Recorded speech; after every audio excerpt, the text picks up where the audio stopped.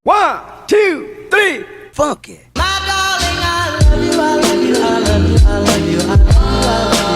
Hi guys, I here and welcome back to my channel. And for today's video guys, it is a very interesting video dahil ipapakita ko sa inyo kung paano mawala ang mga pimples natin. Wow! And tingnan nyo naman po, ito po yung pimples ko.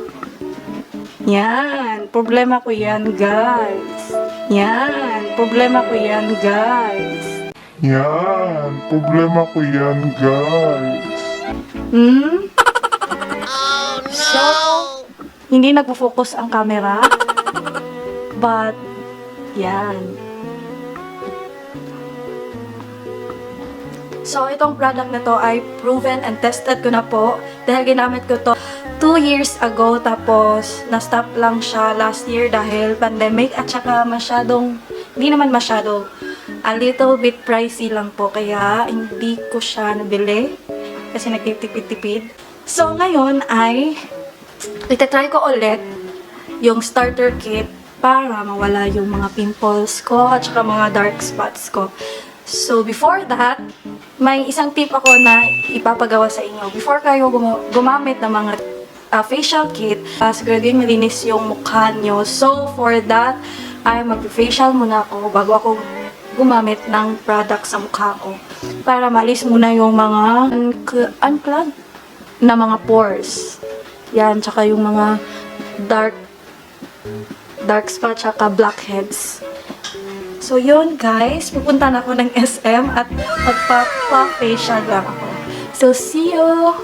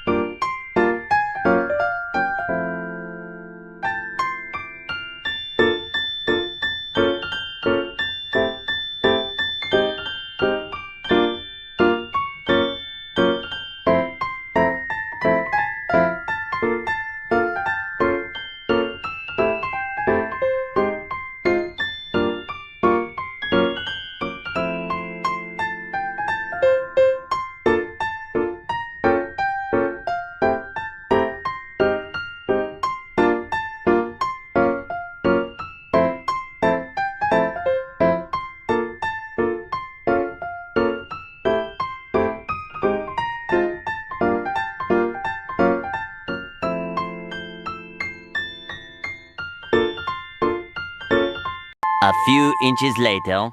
Guys, tapos na po ako mag-facial. So, nakauwi na ako sa bahay. And di pa pala siya pwedeng gamitan ng starter kit kasi sayang yung chemicals na nilagay sa face ko para hindi na siya magkakaroon ng pimple. So, ito yung pinake kanina. Yan. So, yun. So, bukas na natin gagamitin yung starter kit. That's it. So, ipapakita ko yung step-by-step procedure ng paggamit nito kasi dalawang step siya. May step siya na for morning at saka for nighttime. And then, may dalawang set sila. Yung maintenance at saka itong starter kit na set. So, na-open ko na po itong starter kit. First is maghilamos muna tayo. Yung starter kit, it comes with instruction, mahaba-habang instruction to. And dalawang toner. So, ito yung pink toner. Yung pink toner ay ginagamit po siya during daytime at saka yung during nighttime.